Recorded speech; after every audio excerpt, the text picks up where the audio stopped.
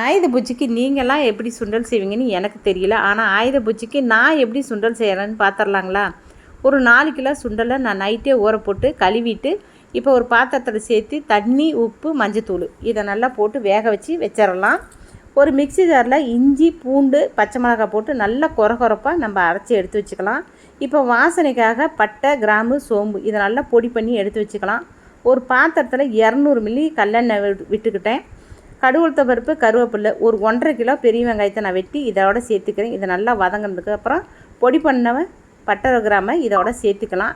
நல்லா வதக்கின பின்னாடி இஞ்சி பூண்டு பேஸ்ட்டும் இதோட சேர்த்து நல்லா வதக்கின பின்னாடி 2 தேங்காயை நான் கொரப்பாக அரைச்சி வச்சுருக்கேன், அதையும் இதோட சேர்த்து நல்லா வதக்கிக்கலாம். இப்போ சுண்டலை போட்டு அந்த சாந்தும் சுண்டலும் நல்லா வர அளவுக்கு பெரட்டி விட்டு நல்லா கிளறி விட்டு கொஞ்சமாக மல்லி இலையை போட்டு நல்லா மூடி வச்சு ஒரு 10 நிமிஷம் கழித்து நம்ம ஓப்பன் பண்ணி பரிமாறலாம். இப்போ மணக்க ஆயுத பூஜை சுண்டல் ரெடி ஆயிடுச்சு பாருங்கள்.